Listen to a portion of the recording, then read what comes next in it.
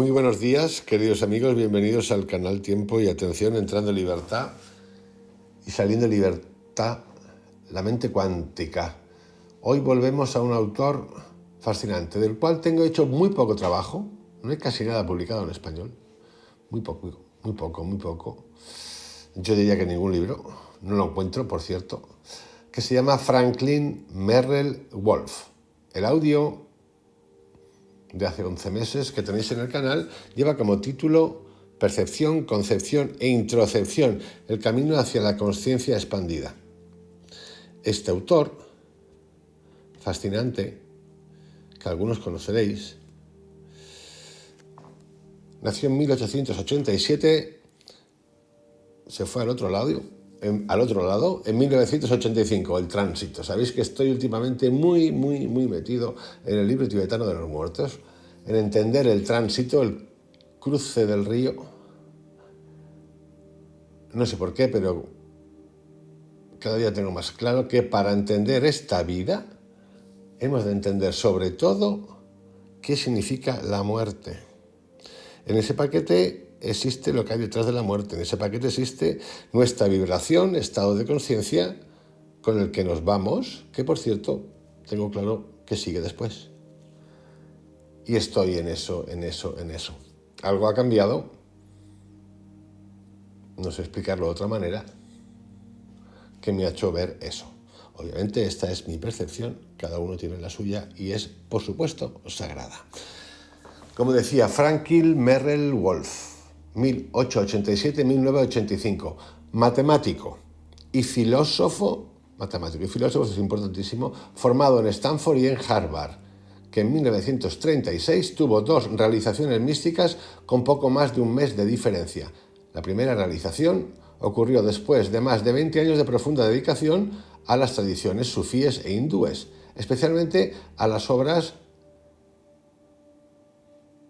del Advaita Vedanta del siglo VIII, en particular Sankara. Wolff consideró que esta primera realización fue todo lo que había estado buscando y anhelando, llamarlo nirvana, iluminación, entender. Pero luego, 33 días después y completamente de manera inesperada, tuvo otra realización aún más profunda que él denominó alta indiferencia o equilibrio. El audio de hoy se corresponde con un extracto de un audio de Wolff de 1959 y que tiene que ver con su libro The Philosophy of Consciousness Without an Object, es decir, la filosofía de la conciencia sin objeto. Por cierto, es fascinante cómo esta palabra, consciousness, conciencia y conciencia, que en español siempre trae como un traumita y que últimamente le quitan la S, cuando hablamos de textos de otras épocas, 60, 50, 40, incluso 70, aparece con S. En el capítulo os pongo el enlace al capítulo anterior, al título anterior, que tiene que ver con lo que he dicho antes, con la percepción, concepción, introspección, el camino hacia la conciencia expandida de Franklin Merrell Wolff, un autor fascinante. La filosofía de Franklin Merrell Wolff se basa en una serie de experiencias místicas o realizaciones que Wolff tuvo durante un periodo de 14 años, culminando en 2 realizaciones fundamentales, en 1936. Wolff sostenía que estas realizaciones contenían un conocimiento genuino sobre la naturaleza última de la realidad, aunque también reconocía que tales percepciones eran autoritativas únicamente para él. Fijaros que ya empezamos re bien, me sirven a mí, las he tenido yo, las cuento, cada uno que las interprete como quiera, cada uno que encuentre su camino, si así lo desea. Por esta razón se mostraba reticente a formular un sistema filosófico basado en dichas realizaciones y habría preferido apelar a fuentes más universales, como el principio de la lógica y la experiencia general. Es decir, no se convierte en el maestro del mundo. Lo cuenta, lo narra, tiene varios libros escritos. Cada uno que elija. Es que esto es vital. Hace unos días hice un audio potente que yo reconozco que me calenté expresando lo que veía de las cosas. Por supuesto que las cosas se pueden hacer de otra manera. Me salió así y así se queda. Yo también soy ese, obviamente.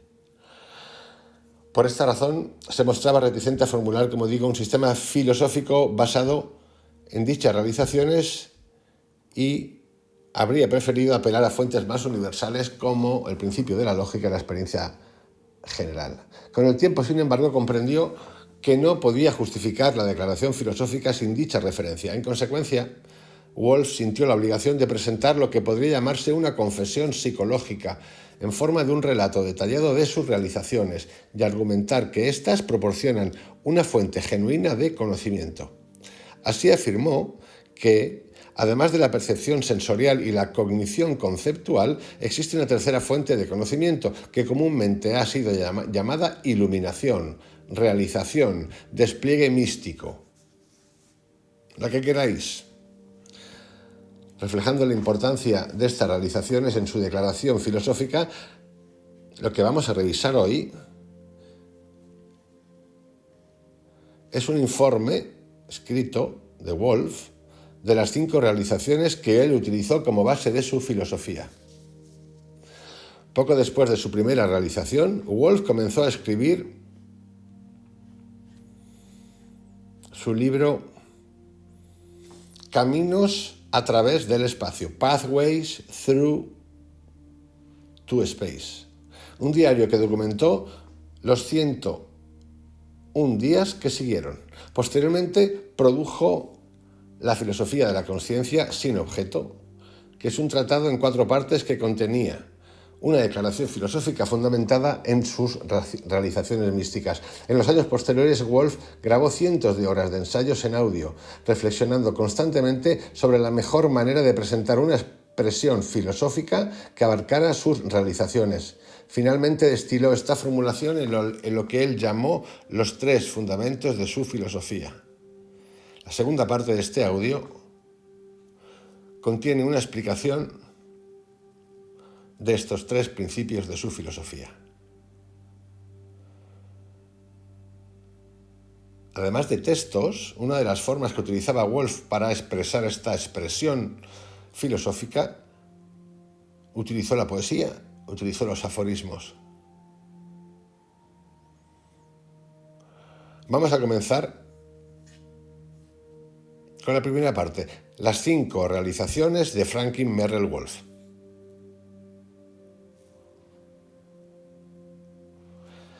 En 1922, Franklin Merrill Wolff tuvo la primera de una serie de 5 experiencias místicas o realizaciones que servirían como base para su filosofía de la consciencia sin objeto y sin sujeto. Wolff entendía estas realizaciones como autoritativas, solo para sí mismo, lo que significaba que, para él, trascienden la autoridad de cualquier escritura, sutra o sastra que ya existía, pero no tienen esta fuerza para otras personas, a menos que tengan realizaciones similares.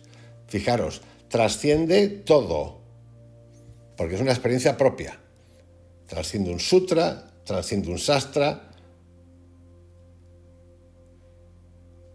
No las ve como para los demás, a no ser que los demás las tengan parecidas o cada uno tenga las suyas.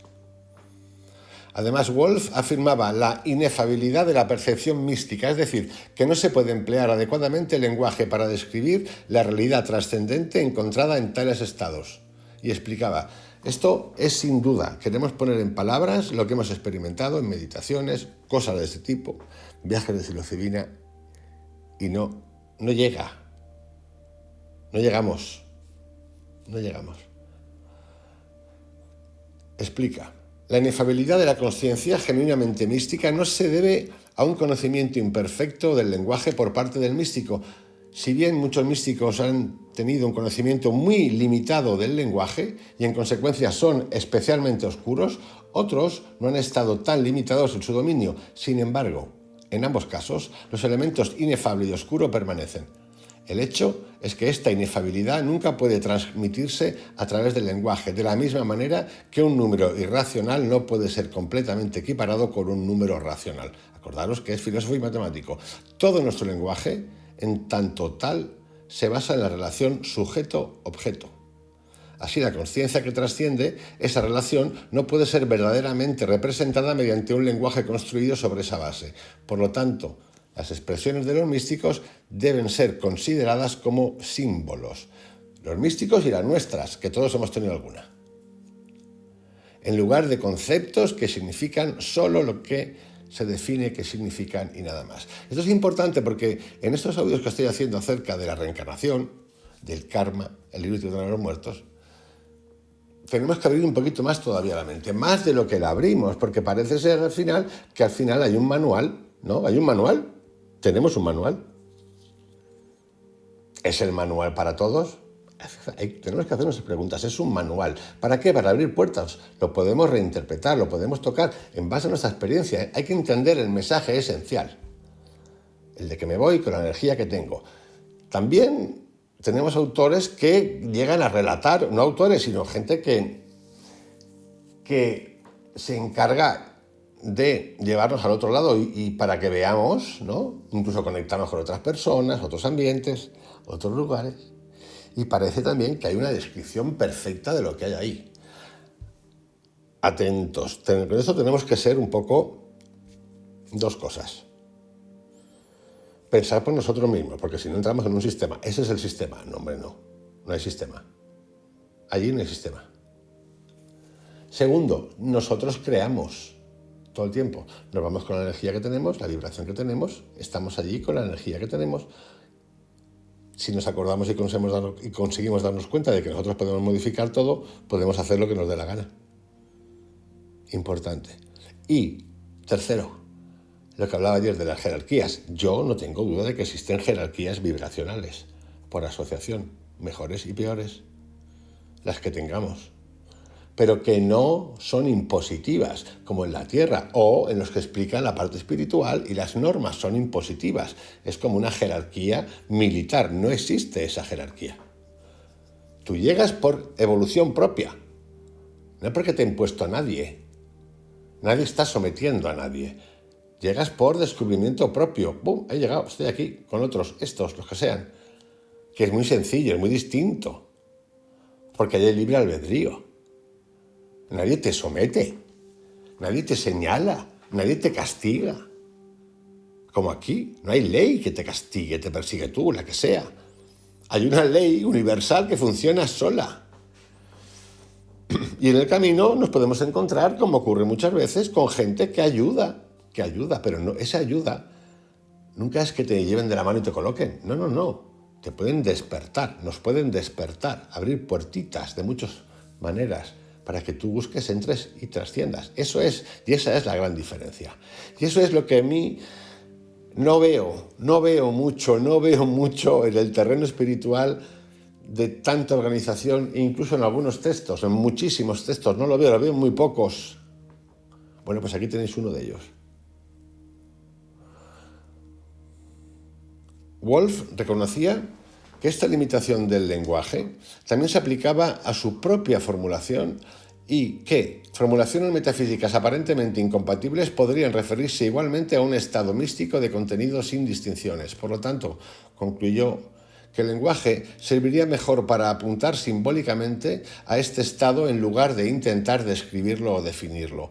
Además, como demuestra el pasaje anterior, Wolf descubrió que su formación en matemáticas le había dotado de símbolos de particular eficacia.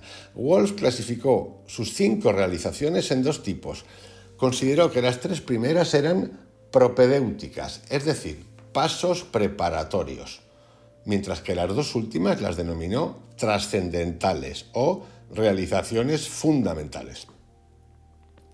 La principal diferencia entre estas dos categorías de percepciones místicas era que las primeras, las propedéuticas, los pasos preparatorios, no implican un cambio fundamental en las orientaciones esenciales de uno, como por ejemplo el cambio en el sentido básico de yo.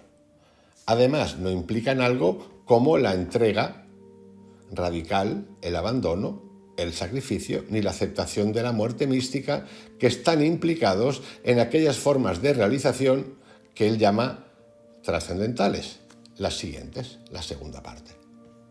Wolff deja clara esta diferencia en su discusión sobre la cuarta realización, las vamos a ver todas, que fue una reafirmación de su primera realización, pero como él explica, en un sentido más profundo. Primera realización. Yo soy Atman. La primera realización propedéutica, es decir, los primeros pasos preparatorios, tuvo lugar en 1922, mientras escuchaba a un amigo exponer el método de discriminación o autoanálisis de Sankara. Wolff describe este episodio y la razón por la cual se le llama adecuadamente una realización de la siguiente manera.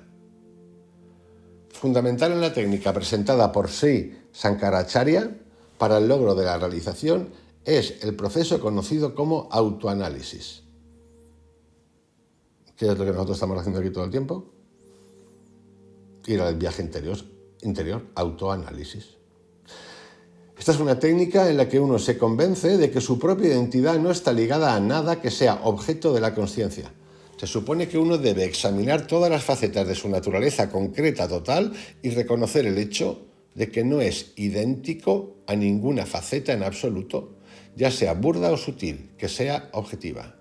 Así, uno puede determinar claramente que no es este cuerpo animal con el que opera en este campo de acción, porque el cuerpo es claramente objetivo, lo percibe, y en segundo lugar no es idéntico a ninguno de los agregados más sutiles que componen su naturaleza psicofísica total.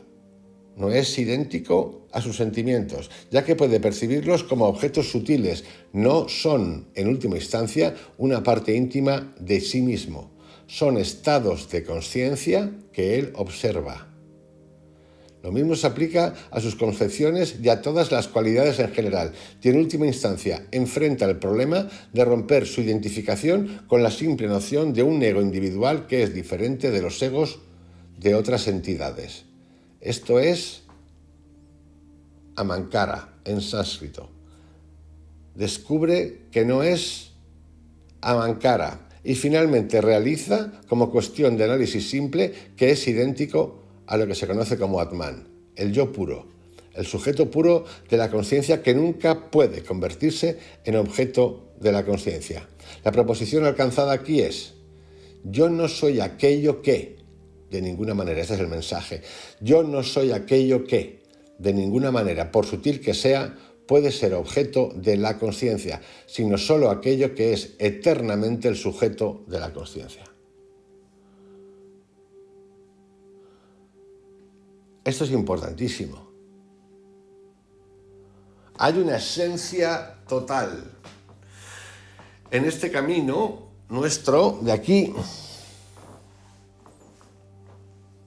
Nosotros no estamos normalmente en estados de atención, conciencia. Estamos en estados en el que el subconsciente, que ha sido educado, formado, genetizado, todo lo que tú quieras, se va desarrollando y es más tarde cuando vamos funcionando.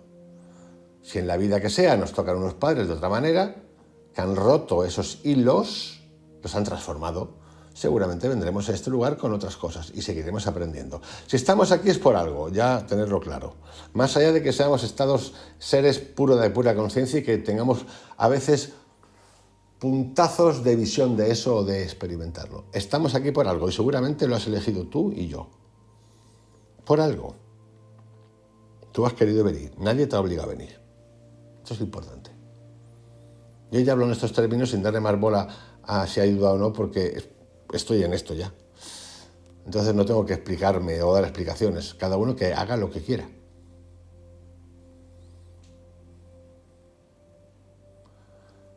Dice Wolff que estaba convencido de la verdad de que soy Atman, pero eso no era una realización.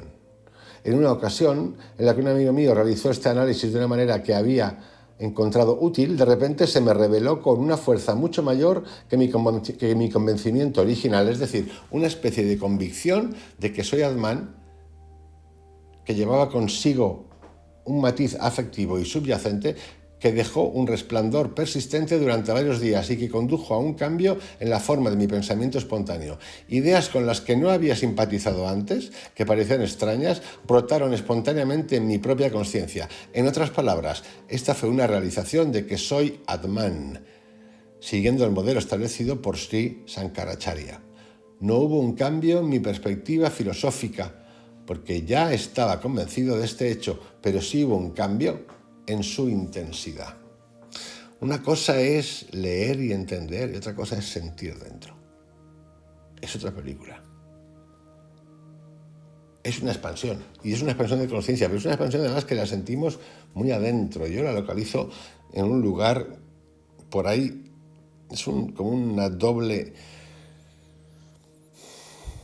Es una partícula única que yo la establezco en la zona del plexo solar, pero que tiene una conexión con algo que está en la cabeza, dentro de la cabeza, que incluso podría denominarlo la glándula pineal. No lo sé, es como que le abre la puerta. Es una sensación que muchos de nosotros seguramente hemos vivido porque hemos empezado un camino de búsqueda, empezamos a llevarnos sorpresas de cosas que sabemos, pero de repente las observamos y sentimos desde un lugar mucho más profundo. Y es un profundo no espacial y que se siente dentro de nosotros, dentro del cuerpo, ahí dentro.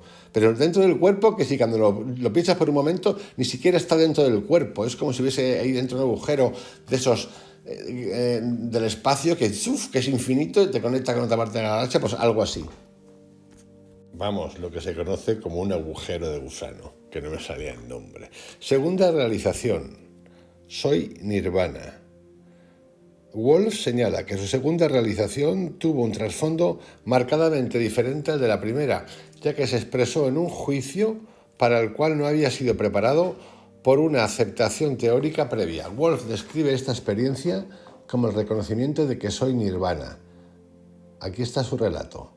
Fue a finales de 1935 o principios del 36 cuando obtuve un ejemplar de un volumen titulado Una búsqueda en la India secreta, de Paul Brunton. En este libro hay una referencia bastante extensa a su encuentro con un sabio indio conocido como Ramana o Maharshi.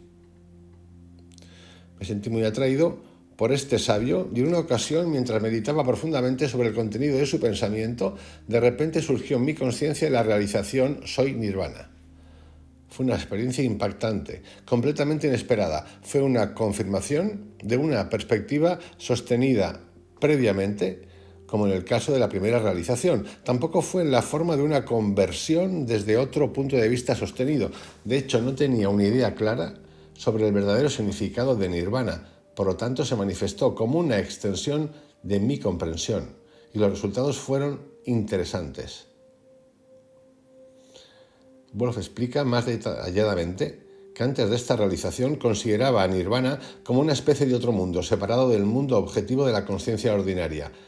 Al reprocharse a sí mismo por su pereza intelectual, señala que esta interpretación también ubicaba a Nirvana en el dominio del objetivo y que su segunda realización corrigió este error. El resultado, nos cuenta, fue que el reconocimiento me permitió un nuevo descubrimiento cognitivo, además de un efecto de profundización e iluminación en la dimensión de los valores. Comprendí rápidamente por qué se ha dicho tan poco y, de hecho, por qué tan poco podría decirse acerca de Nirvana más allá de la afirmación de su realidad. El núcleo interno del yo, al igual que Nirvana, no es una existencia objetiva, sino más bien el hilo sobre el cual está ensartado el material objetivo de la conciencia. La conciencia, eso lo tenemos todos, hay que rescatarlo simplemente. La conciencia relativa se ocupa del material objetivo, pero nunca encuentra el hilo como un objetivo. Sin embargo, es ese hilo lo que hace posible todo lo demás. De hecho, es la realidad más inmediata y siempre presente de todas. Nirvana, al igual que el yo, no puede ubicarse en ningún lugar, como en un lugar específico, ya que está a la vez en todas partes. Esto es súper cuántico. y en ninguna parte, supercuántico. Tanto en el espacio como en el tiempo. Sobre este hilo, el espacio y el tiempo están ensartados, al igual que toda la experiencia perceptual, toda conciencia del pensamiento y cualquier otro modo de conciencia relativa que pueda existir. Vamos ahora a la tercera realización de Franklin Merrill Wolf, que podríamos resumir de la siguiente manera. La realidad es inversamente proporcional a la apariencia. Según lo recuerdo, nos cuenta Franklin, la ocasión de esta realización fue en julio de 1936. En ese momento estaba de pie junto a un arroyo en el norte de California, mirando al cielo, cuando de repente me di cuenta de que un error fundamental en nuestra valoración y atribución de la realidad radicaba en el hecho de que estábamos orientados hacia el objeto de la cognición, que en realidad ese objeto que aparece ante la consciencia es una ausencia, o más bien una ausencia relativa de sustancia y de realidad. Y que en contraste, allí donde no aparece ningún objeto ante la consciencia, como en el vacío, como en el espacio vacío, había de hecho sustancia o realidad auténtica. Esto implicaba una inversión de valores, y en ese sentido puede llamarse una conversión desde un punto de vista que había sido habitual hasta entonces y que es habitual más o menos para casi todos los hombres y todas las criaturas. Sin embargo, no fue una conversión en un sentido ético, sino una conversión en un sentido filosófico y psicológico. Por supuesto, como es típico en las realizaciones conocidas hasta ahora, había un sentimiento de algo deleitable, algo como una revelación. No sabía que tal posición hubiera sido formulada antes, y no fue hasta tiempos recientes, al releer La voz del silencio, cuando una cierta frase destacó: estudia la vacuidad de lo aparentemente lleno y la plenitud de lo aparentemente vacío. Esto no estaba en mi mente en ese momento. Aunque había leído La voz del silencio, esto, como muchas otras afirmaciones en ese pequeño libro, no había hecho una impresión real en mí y en mi conciencia, pero no puedo excluir la posibilidad de que haya sido efectivo de manera inconsciente. No obstante, en lo que respecta a mi campo consciente, esta realización tuvo la fuerza de un gran descubrimiento. Se formuló, como he repetido antes, de la siguiente manera: la sustancialidad es inversamente proporcional a la ponderabilidad, o mejor dicho, la realidad es inversamente proporcional a la apariencia. Vamos ahora a la cuarta realización, que es el Yo Soy Atman. Esta cuarta realización tuvo lugar el 7 de agosto de 1936. Esto está narrado así porque él lo narra así, en sus notas. Él consigue identificar esos momentos en días determinados, muy concentrados en tiempo, donde le pasan estas cosas.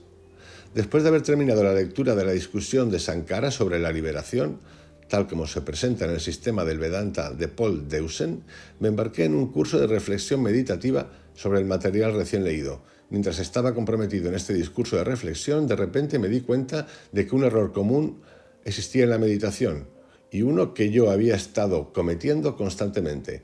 Radicaba en buscar un objeto o una experiencia sutil. Ahora bien, un objeto o una experiencia, por muy sutil que sea, sigue siendo una existencia fenomenal en el tiempo-espacio y por lo tanto es diferente de la sustancialidad suprasensible. Es decir, seguimos en el mismo lugar. No damos cabida al todo. Así, la consciencia que debe buscarse es el estado de pura subjetividad sin un objeto. Esta consideración me aclaró la insistencia repetidamente afirmada por los manuales en cerrar las modificaciones de la mente, pero nunca había encontrado posible silenciar plenamente el pensamiento. Entonces se me ocurrió que el éxito podría alcanzarse simplemente mediante una aislación discriminativa del polo subjetivo de la consciencia, con el foco de la consciencia puesto en este aspecto, pero dejando que los procesos mentales continuaran libres en su funcionamiento espontáneo, sin embargo, permaneciendo en la periferia de la consciencia atenta. Aún así, no conseguía llegar. Además, me di cuenta de que la pura consciencia subjetiva sin un objeto debe parecer para la consciencia relativa que tiene objetos. Por lo tanto, el reconocimiento no implicaba en sí mismo un nuevo contenido experiencial de la consciencia. Comprendí que el reconocimiento genuino es simplemente una realización de la nada, pero una nada que es absolutamente sustancial e idéntica al ser. Este fue el giro de la llave que abrió la puerta. Me encontré de inmediato idéntico con la vacuidad, la oscuridad y el silencio, pero lo realicé como absoluta, aunque inefable, plenitud en el sentido de sustancialidad, luz en el sentido de iluminación y sonido en el sentido de puro significado y valor sin forma. La profundización de la consciencia que siguió de inmediato es simplemente inconcebible y está completamente más allá de la posibilidad de representación adecuada, tanto visual como el lenguaje. Es una sensación extraña. Yo creo que tiene mucho que ver con lo cuántico, donde no sabemos dónde está, dónde va a aparecer, pero sabemos que está. Y ese está es un todo, es un silencio, es un vacío que lo contiene todo y que a la vez no etiqueta.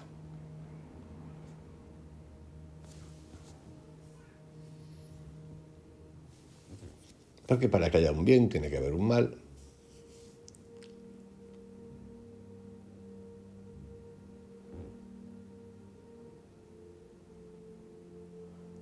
Esto es el no dualismo.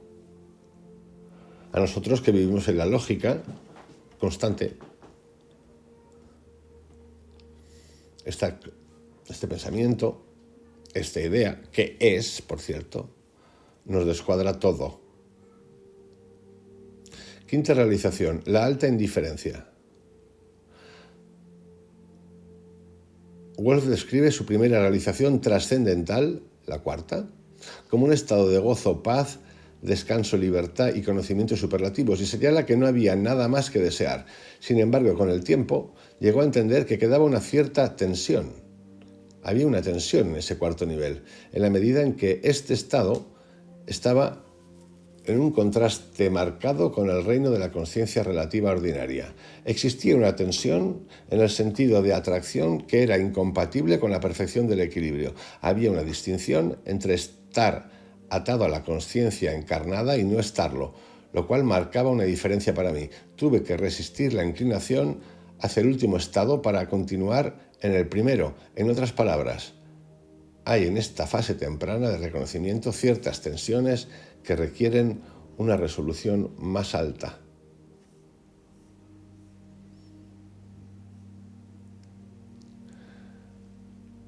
Es importante entender, él lo explica casi de una manera matemática, una secuencia.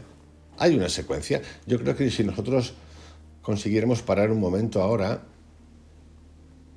todos nosotros, y ver nuestro proceso formativo, educativo, espiritual, de formación, de entender, de comprender, de energía, de analizar, de dualidad, de todo esto, desde X años atrás a ahora, seguramente vamos a observar un proceso, sin ninguna duda, producto de lecturas, experiencias, visualizaciones, apariciones, sueños lúcidos, la vida, lo cotidiano. Por ahí, que esto ocurre bastante, en esta etapa en la que estemos ahora, podemos encontrar una esencia que ya estaba en nosotros y que en el camino se nos perdió. Por lo que fuera, da igual. Por lo que fuera. Yo recuerdo esto perfectamente. Yo tuve una conversación con unos amigos, hablábamos, o yo contaba de que esa sensación, ese espacio vacío, pureza, lo puedo identificar perfectamente en unos tiempos de mi niñez, absolutamente. Con el tiempo, desde entonces hasta ahora, digamos que he ido rescatando a través de todo lo que ocurrió a partir de ese momento, que duró 2 años más o menos, no sé si más, hasta ahora. Esa revisión me ha hecho meterme en pensamientos, experiencias, lo vivido, el entorno, el tiempo, mi mente, mis producciones, producto de lo aprendido. Entrar, salir, caerme, tropezar, liarla, encontrar mensaje, vuelve. Y hoy, que yo lo acepto como un momento fantástico en mi vida, me gusta por ese estado de pregunta, de conciencia, y me siento bien, y empiezo a entender lo que es el camino de la muerte, que es el camino de la vida, en lo cotidiano. Todavía no estoy, ni de lejos, en ese estado primario, el primero que viví y que conseguí identificar. Ni de lejos. Y me llama la atención. Mucho. Siendo y habiendo experimentado con la psilocibina en el primer viaje en un estado de éxtasis, que no he vivido nada igual en mi vida, no sé ni cómo definirlo, aunque he hecho varios vídeos. Y pudiendo ir para atrás, encuentro que ese estado ya existía en esa época de mi vida.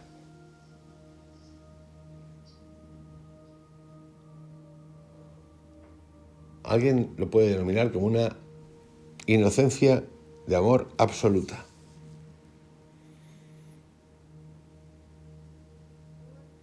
Ahí se daba todo lo cuántico inmediatamente, todo el tiempo. Y es distinto ese estado de ese estado vivido con la psilocibina, absolutamente. Siendo ese estado vivido con la psilocibina lo más grande que he sentido en mi vida. Solo que me hago la pregunta de por qué en ese estado, en esa infancia, X, venía dado de manera natural. Vino de manera natural. Aquí tuve que recurrir a algo que es la naturaleza y que está ahí por algo. Está ahí por algo.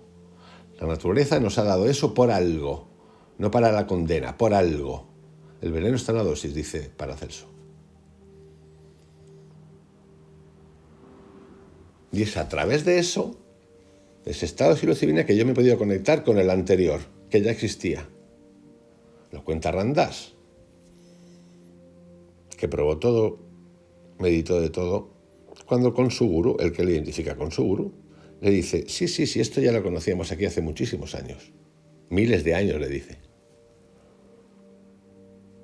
Ahora mismo puedes llegar sin nada.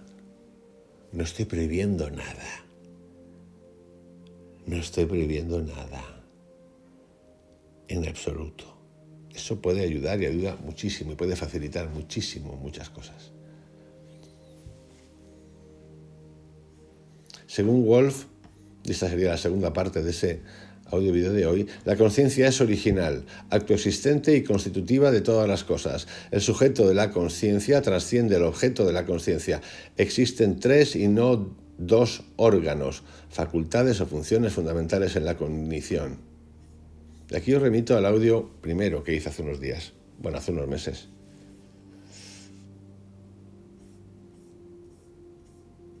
Nosotros somos esencia todo el tiempo. La razón por la cual hemos decidido venir aquí y pasar por todo este proceso genético, memorístico, de acción, de pensamiento, de asociamiento con todo lo que tenemos, que forma algo, es la pregunta que está sin resolver. ¿Por qué estoy aquí otra vez? Uno puede decir, pues mira, porque en la otra vida. ¿Por qué? Si tienes eso en esencia, que yo creo que lo tenemos, yo sé que lo tenemos, ¿por qué? ¿Por qué? Yo me lo pregunto y no tengo respuesta a ese por qué. Y no tengo respuesta a ese por qué, sobre todo, además, en un estado de confusión interesante, o de pregunta o de duda interesante, cuando en el libro tibetano de los muertos, como ya he contado, se nos facilita la posibilidad de no poder decir, ya no reencarno más, no me da la gana. En ese camino de 6 bardos. Es una pregunta. Y las preguntas es importante ir manteniéndolas vivas y ir sintiendo a través de los ejercicios que hacemos la atención, que es la conciencia de mi vibración. El otro día alguien me preguntaba, ¿qué es para ti la espiritualidad? Y ahora puedo decir que la espiritualidad para mí es entender la muerte. ¿Cuándo? Aquí en la vida. Y entender simplemente que nosotros creamos todo el tiempo y que nosotros somos eternos en una vibración que se va modificando. Digo una, pueden ser muchísimas, por elección. En un sistema que no hay jerarquías.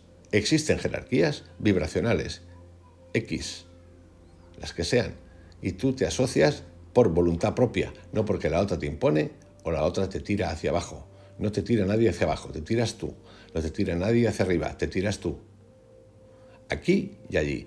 Y en el momento en que entendamos que eso es así, en el momento que entendamos en vida qué es la muerte, ese cruce de puente, lo que ocurre, lo que nos ocurre a nosotros materialistas de púgil, de combate, el miedo como tal desaparece.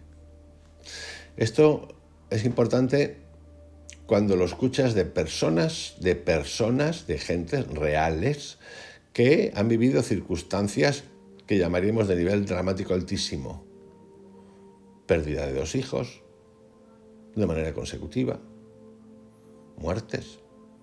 Estas personas son las que hablan después de haber encontrado ejercicios, formas, fórmulas, si queréis, súper fáciles, más allá de ideologías, de pensamientos, de filosofías, de cuántico, de no cuántico, de budismo, de cristianismo, de taoísmo, de lo que te dé la gana. Existe como tal. No tengo ninguna duda. Entonces, para mí, ¿qué es la espiritualidad? A día de hoy es, y creo que no se va a alargar esto, porque ha sido como un pelotazo, un regalo, por lo menos así lo veo. La espiritualidad es entender la muerte en la vida para vivir, perder el miedo, encontrarnos con nuestra fuente y entender que tenemos procesos, los nuestros.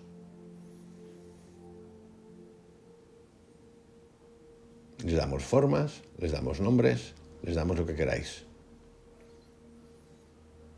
Son vibraciones. Necesitamos aquí y después, si quieres, obviamente, si lo sigues queriendo ver igual, dar una fórmula, un formato. Pues aquí tengo casa, aquí tengo cama, aquí en el otro lado.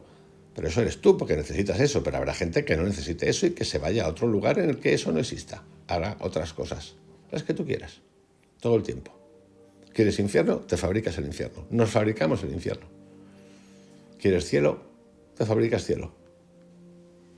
Cuando entendamos esto, habremos dado un salto súper cuántico. Un salto a la profundidad.